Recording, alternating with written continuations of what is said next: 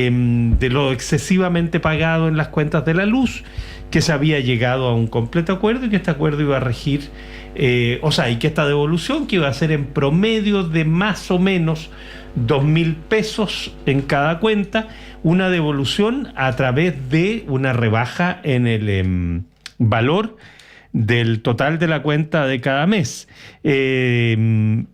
Así que hizo ese anuncio, diciendo que esto iba a ser durante 6 meses, que significaba en enero del próximo año, del 2026, hasta junio del 2026. En fin, ahí se cerraba parte de este capítulo, digamos, teniendo esta lógica que juntaba entonces lo pagado en exceso, se supone, a las transmisoras y a la transmisora, porque lo único pagado en exceso es a una sola transmisora, que es Transelec, a propósito de un error en el cálculo, un error en ese caso de la propia Transelec, que fue la que se denunció, digamos, dijo, me equivoqué en el cálculo, hemos estado cobrando de más. En el orden de los $100 millones, un poquito más. Y en el caso de las generadoras, era esta cifra, ¿no es cierto?, que se supo a comienzos de la semana pasada, o un poquito antes quizás, de 800 y tantos millones de dólares a partir de esta doble carga del IPC en las cuentas.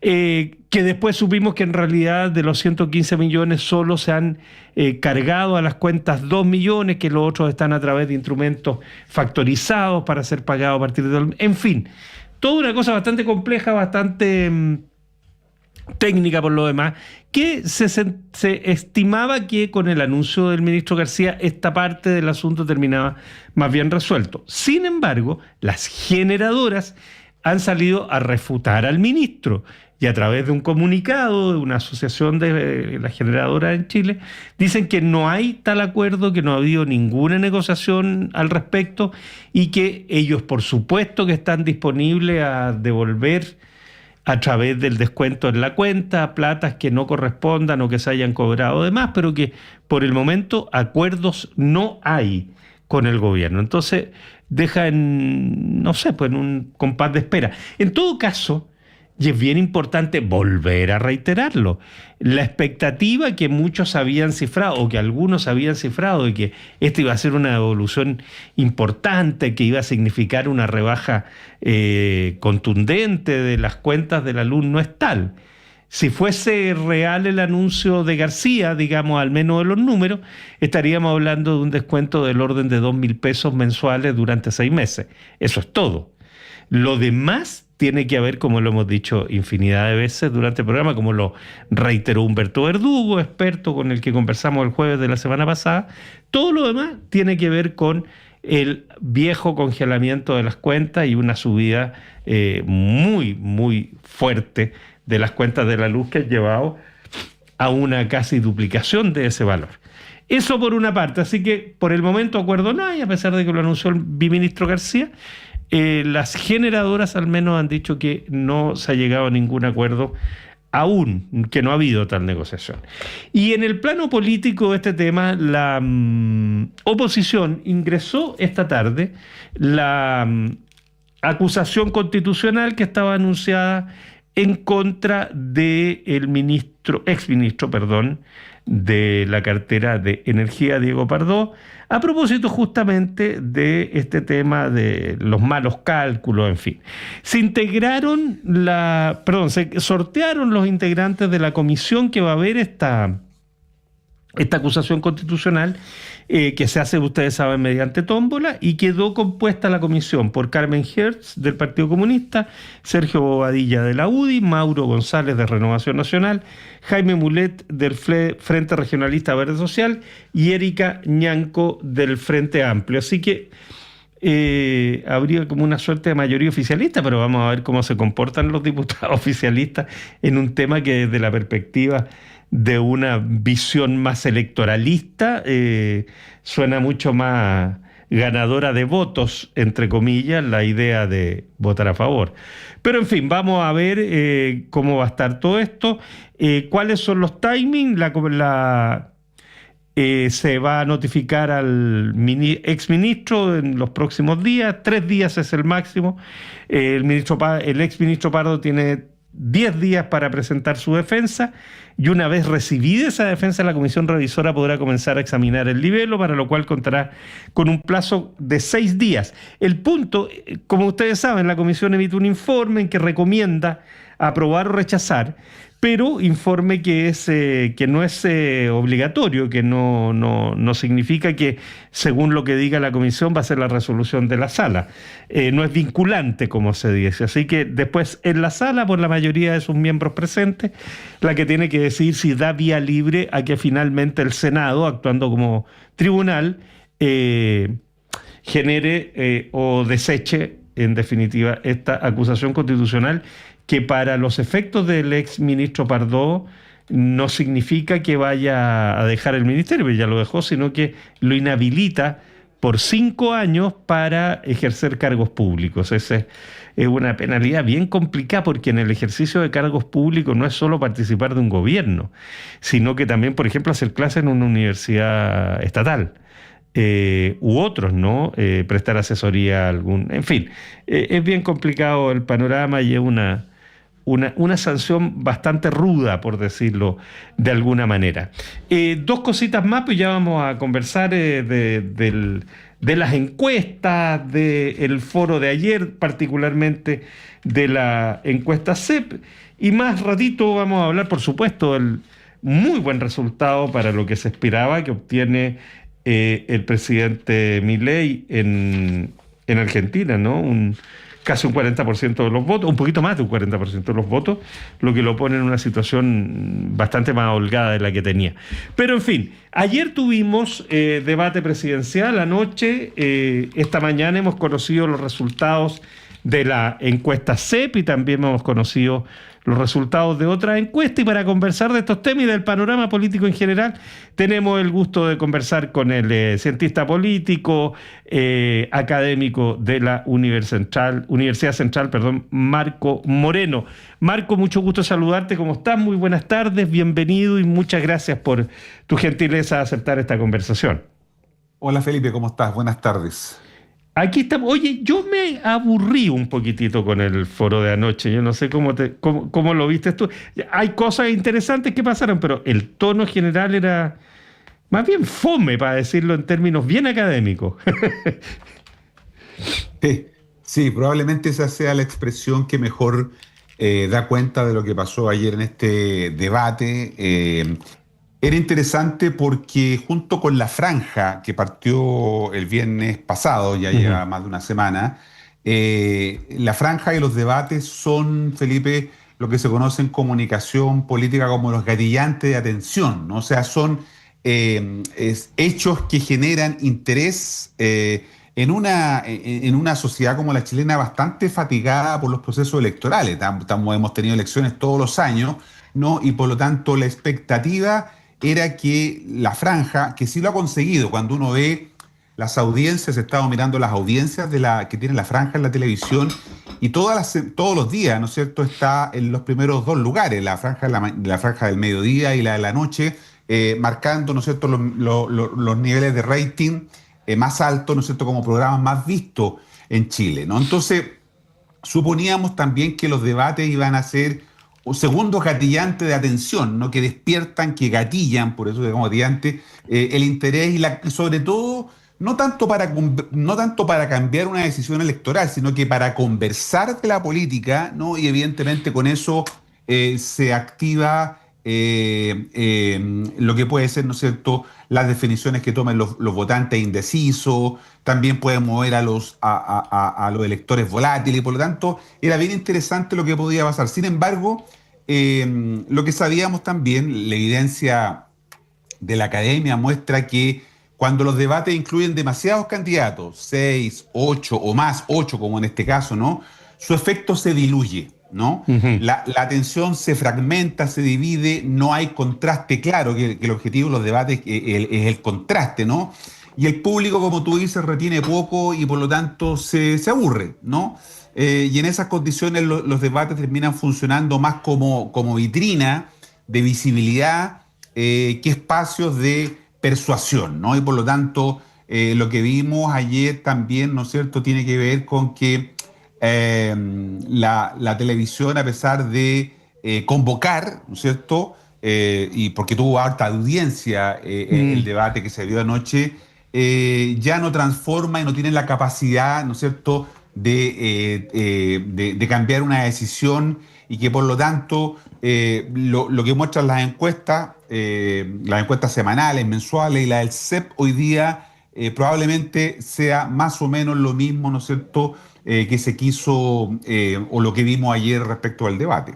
Sí, antes de ir a la encuesta, mira, a mí me llamaron, no sé si a ti, Marco, pero me llamaron la atención un par de cosas que me parecieron relevantes. Una es la definición, una vez más, de Janet Jara marcando diferencias con el Partido Comunista y planteando el punto de que el Partido Comunista es un partido más de la coalición y nada más.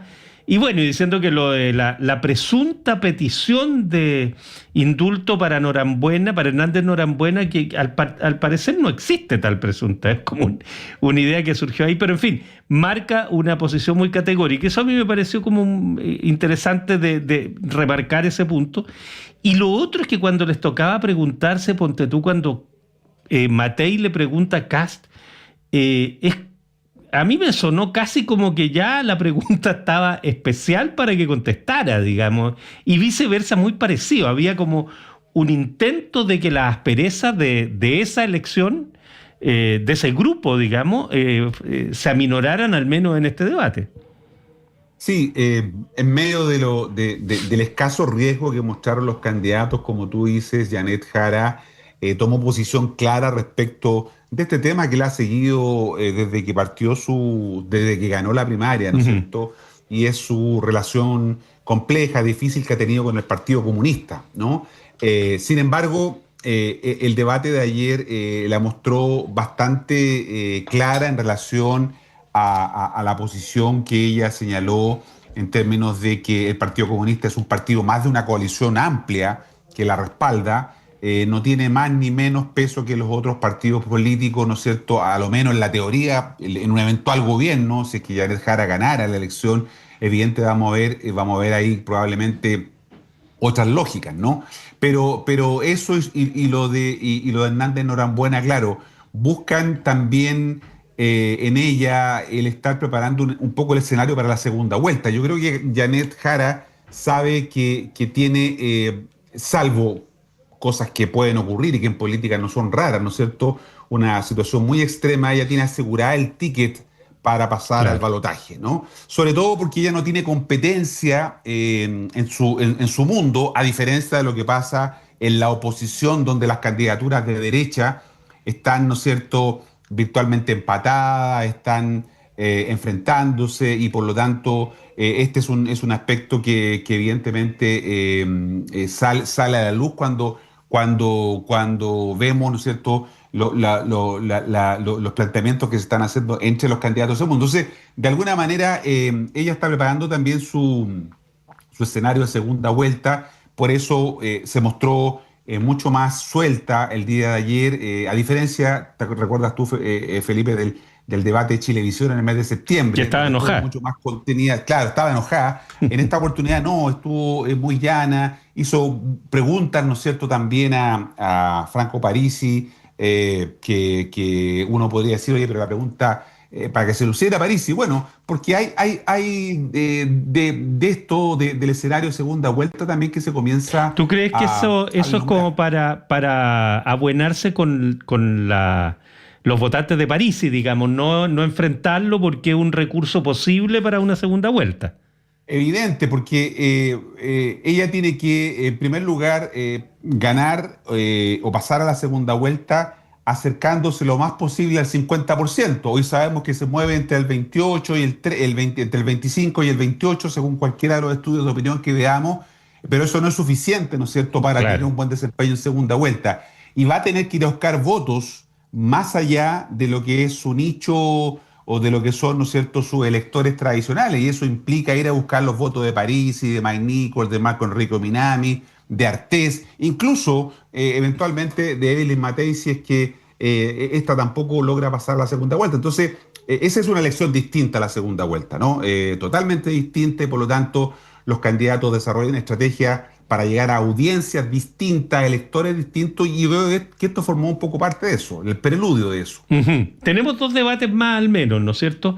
Bueno, hay uno radial, que es el de la Archi, y después está el de Anatel, y con eso cierra, ¿no es cierto?, la temporada de debates. Pero daría la impresión de que no van a ser demasiado distintos a lo que vimos anoche. Mientras más se acerca la elección, yo creo que menos riesgos pueden correr, y la que tendría, si le creemos a los números, la que tendría que correr más riesgo sería Matei, por ejemplo, porque tiene que remontar una cantidad importante para quedar en la segunda vuelta ganando la primaria a la derecha, como se ha dicho ahora, que prácticamente eso es lo que está en juego, digamos.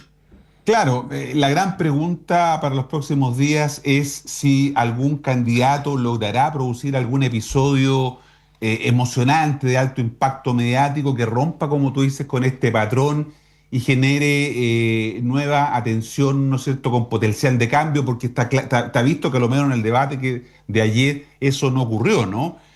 Si no, la campaña se va a definir por quién gestiona mejor ese momento. Que porque presentó un mejor programa o quien hizo una mejor franja. Eso, las elecciones son cada vez más plebiscitos emocionales, ¿no? Más que decisiones racionales. A uno no puede no gustarle eso, pero así funciona la política, ¿no? Y por lo tanto, ese es un dato de la realidad. Los candidatos lo que buscan en los debates es no equivocarse, ¿no? Es no generar, ¿no es cierto?, un hecho que pueda amplificarse en términos de un error. No quieren cometer errores, por eso que José Antonio Kast era el que aparecía ayer también más contenido, ¿no es cierto? Al principio yo lo vi con poca vitalidad, ¿no?, con poca energía.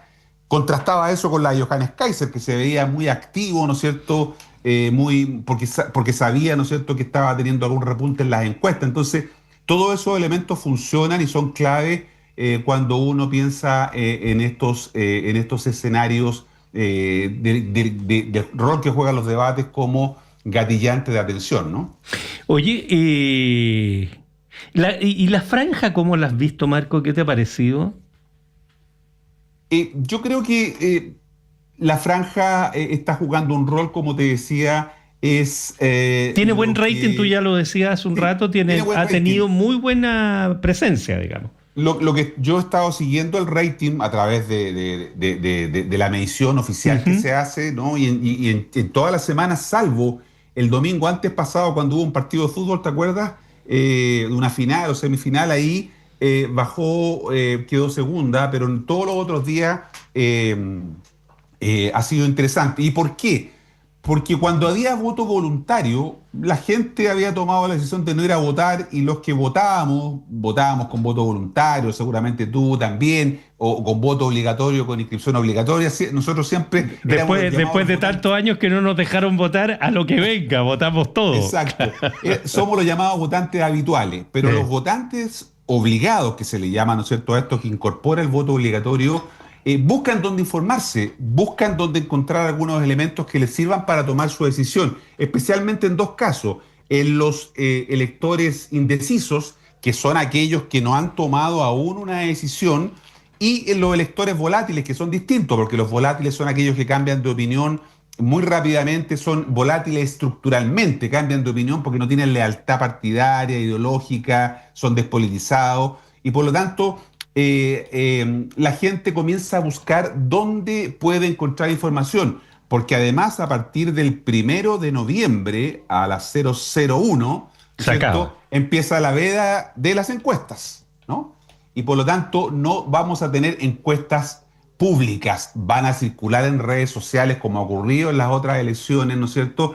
Durante 15 días no vamos a tener encuestas públicas, las que circulan probablemente muchas de ellas sean noticias falsas, alteradas, y por lo tanto uno no se puede confiar en eso. Entonces, yo creo que por eso que la franja se activa, porque comienza a ser un espacio en que la gente se comienza a informar para poder tomar una decisión. Todos los estudios electorales en el mundo señalan que la gente toma su decisión cada vez más cerca del momento de la elección. Por lo tanto, los últimos 15 días, cuando no van a haber encuesta pública, probablemente sea el momento en que los ciudadanos aquellos que no hayan tomado su decisión aún lo hagan, y para eso la franja puede ser un buen espacio para informarse. Oye, veámosle un poquito los datos de la encuesta CEP, si te parece, Marco. Encuesta que cerró su campo hace 10 o 12 días, no estoy seguro exactamente cuánto. O sea, 10 días, el 17 cerró. Eso es. Terminaron de preguntar presencial, esta es de la, quizás la única que es presencial de las que circulan permanentemente. Cerró hace 10 días, o sea, todo lo que ocurrió en los 10 días pasados no fue parte de la lógica de opinión. Pero fíjate que, bueno, aparece Jara con Kast muy, muy cerca, 25-23.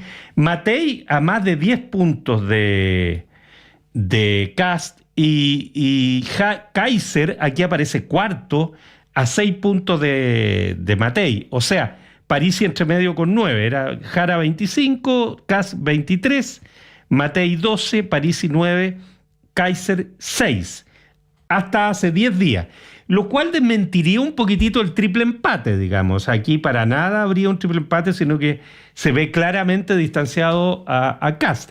A mí esa lógica del triple empate me suena un poquitito más de deseos que de números de repente. A pesar de que con las encuestas no sabemos nada, porque terminan siendo cualquier cosa al final. Mira lo que pasó en Argentina. Y en Bolivia en la anterior. Sí, efectivamente la encuesta del CEP, como tú dices, es la única que se hace de manera presencial, donde se encuesta cara a cara a la persona, ¿no? Y por eso que es una encuesta de las más reputadas, más confiables. Tiene un problema, que como tú dices, ¿no es cierto?, el estudio de campo se hizo entre el 23 de septiembre y el 10 de octubre, por lo tanto no capta el efecto que pueda tener la franja en los debates, como el de ayer, por ejemplo, ¿no? Entonces, eso tiene de dificultad. Ahora, es bien interesante porque en la encuesta aparecen dos preguntas. Una es ¿quién le gustaría a usted que fuera presidente, ¿no? Y la segunda pregunta es ¿quién cree usted? Exacto. ¿No? Ninguna de esas son técnicamente preguntas electorales que nos puedan ayudar a medir la intención de voto. Sin embargo, hay una pregunta que pasó un poco colada, ¿no?, que no se le ha dado mucha cobertura, creo yo, y que es bien importante porque la pregunta del CEP simula una votación presidencial, ¿no? Tienen una urna antes de empezar a encuestar al entrevistado. Colocan una urna, ¿no es cierto?, y le preguntan si el próximo domingo, y esta sí que es una pregunta que puede ayudar a identificar, ¿no es cierto?, la intención de voto. Es la típica pregunta electoral. Si el próximo domingo hubiera elecciones, ¿no es cierto?, le preguntan por quién, y si tiene la decisión de ir a votar, por cuál de estos candidatos votaría, ¿no? Que es distinto al me gusta o al yo creo. O quién creo, claro. O quién creo. En cambio, aquí se pregunta, fíjate, y se viene cierto, y en esta pregunta Janet Jara saca 25, me parece, y Kaiser saca 23, si mal no recuerdo. Kast. Entonces, gana Jara en primera vuelta. Y lo interesante es que esta pregunta no pretende anticipar el resultado exacto, pero permite capturar el comportamiento electoral potencial. Por eso que es importante la pregunta, ¿no? Porque es la pregunta que te permite predecir el comportamiento electoral, ¿no? A diferencia de las otras dos, donde te preguntaban si te gustaba o quién creías tú. Eso no es comportamiento electoral. Aquí te pasan una urna, ¿no es cierto? Y te dicen si la elección es el domingo. ¿Por quién de estos que está aquí votaría usted? Y la gente marca el papelito y la mete a la urna.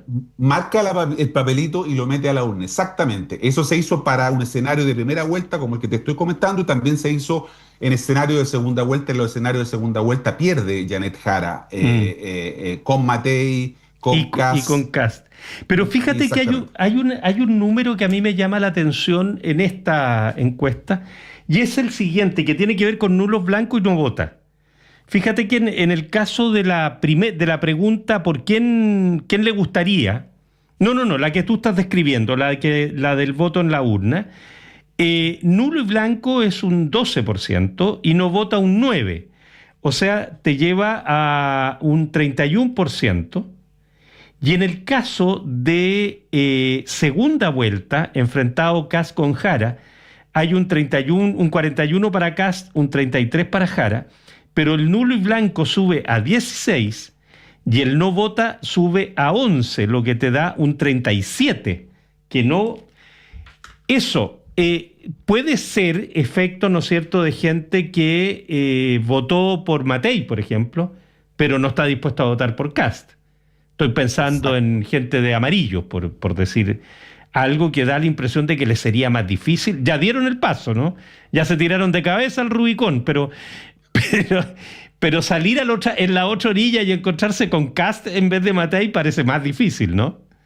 Sí, y yo creo que aquí las otras encuestas, ¿no es cierto?, han hecho desaparecer demasiado temprano, yo tengo la impresión, a los indecisos, ¿no? Me acuerdo haber visto al director de CADEM hace algunas semanas atrás diciendo que se habían acabado los indecisos, que el stock llegaba como máximo a un 8%, ¿no? O sea, todas las encuestas que hemos visto, creo yo, que están subrepresentando precisamente esos votos que tú dices no sabe, no responde o vota en blanco.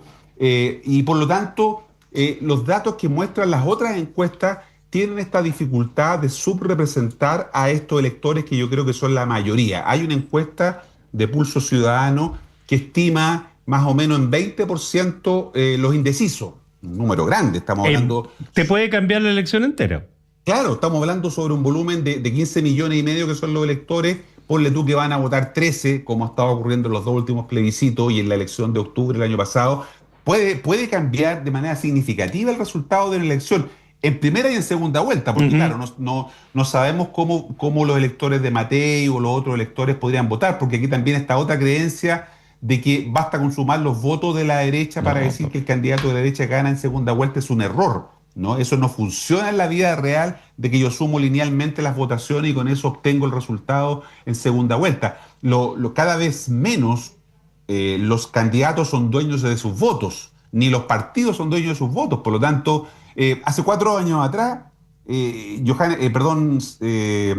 Kast ganó. Kast. No, hace 4 años atrás ganó en primera vuelta, ¿no? Y no ganó la elección presidencial. ¿A dónde se fueron esos votos de Chile Vamos? ¿Cierto? Y más aún, Marco, en el caso de la votación que obtiene Boric en segunda vuelta, que es prácticamente el 56%, es superior a la suma de todos los candidatos que uno podía considerar progresistas en primera vuelta. O sea, hay gente que votó o por Kast o por Matei, o que no votó, que se sumó a Boric en la segunda vuelta.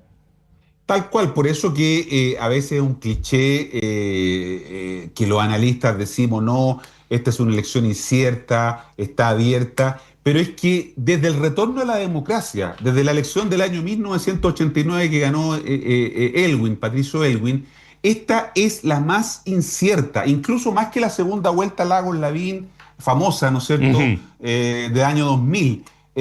Porque, claro, suponíamos que de todas maneras en segunda vuelta Lagos iba a ganar, pero aquí tenemos demasiado abierto el escenario electoral. Son 8 candidatos que están compitiendo, todos siguen teniendo intención de voto. O sea, estamos a una semana, a pocos días que empiece la veda de las encuestas, y Kaiser, Matei, Kast, Parisi, Marco Enrique Minami siguen teniendo intención de voto. Si Kast fuera la persona que logra aunar a toda la oposición, esos otros candidatos no estarían teniendo intención de voto y sin embargo la tienen, ¿no? Y eso demuestra que evidentemente esto no está resuelto, y por más que algunas encuestadoras insistan, ¿no es cierto?, en que esto está más o menos definido, yo tengo mis serias dudas de ese escenario de certidumbre que nos intentan plantear, porque lo que hacen las encuestas, ¿no es cierto?, es modelar una opinión en circunstancias de que lo que deberían mostrar, y eso es lo que están mostrando las encuestas, es la duda, ¿no? Hay duda hoy día, no hay certeza.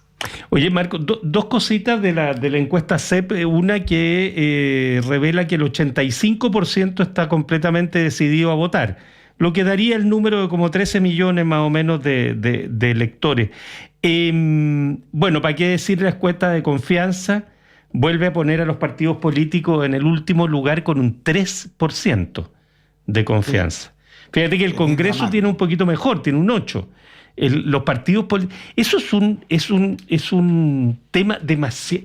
Que como que nos acostumbramos a decir, no, nadie confía nada en los partidos políticos, pero eso es, tú que eres cientista político, eso es extremadamente delicado para la construcción de cualquier sistema democrático. Muy delicado, porque estamos hablando de las instituciones que sostienen la democracia, claro, ¿no? Los partidos políticos, a uno pueden no gustarle los partidos políticos, pero evidentemente son uno de los pilares, junto con el Congreso, el sistema representativo, digamos, que le da sostén a la democracia. En esta encuesta se muestra pasa de 18 a 23 esa pregunta sobre si en determinadas condiciones usted preferiría, ¿no es cierto?, un gobierno autoritario, claro, un sistema democrático. Sube un poquito 18 a 23. Siempre esas preguntas hay que mirarlas con atención porque algo están diciendo. Yo creo que el electorado de todas maneras se está endureciendo. Yo creo que sí, lo que está pasando con este aumento en el margen que está teniendo Johannes Kaiser tiene que ver más bien con ese voto rabia, de rabia, ¿no es cierto?, que de alguna manera probablemente se está produciendo movimientos al interior de lo que es la derecha. O sea, el voto rabia se está moviendo. Kaiser crece donde Kast se estanca. Eso no es adhesión ideológica, eso es castigo emocional. O sea, la derecha puede estar viviendo su propio voto antisistema, ¿no? Ahora desde dentro. Porque la incertidumbre, como comentábamos antes, no viene de la izquierda, sino que viene del desborde por la derecha. Eso es lo que no tenemos claro, y de alguna manera estos datos nos están hablando de eso. Oye, y un minutito nada más, Marco. Si hay incertidumbre en la elección presidencial, en la parlamentaria estamos mucho más a ciegas todavía. Totalmente, y ahí efectivamente que es una elección muy importante, pero, porque de repente la odiamos un poco, nos concentramos en la presidencial, pero lo que se han hecho en el último tiempo son proyecciones, ¿no? Simulan escenarios en donde proyectan los votos obtenidos en la elección de octubre, los acomodan a los pactos, a los pactos que hay hoy día, y proyectan un escenario, y eso ha llevado a varios analistas que coinciden en que podría haber una mayoría, o sea, la oposición podría estar cerca de los 80 escaños, ¿no es cierto?, en la Cámara de Diputados. 75 se necesitan para mayoría, claro. Para mayoría, entonces eso podría ser un escenario complicado. Pero bueno, son simulaciones, no hay datos muy certeros, sobre todo con votantes obligados. No tenemos mucha claridad respecto de cómo se van a comportar estos electores. Marco Moreno, analista político, cientista político, por cierto, académico de la Universidad Central. Marco, un gusto compartir este tiempo contigo. Muchas gracias por tu gentileza. Chao, Felipe, que estés muy bien. Buenas tardes. Buenas tardes. Ya, y nos vamos a una pausa y ya volvemos vamos a hablar de Argentina y un poquito del mundo.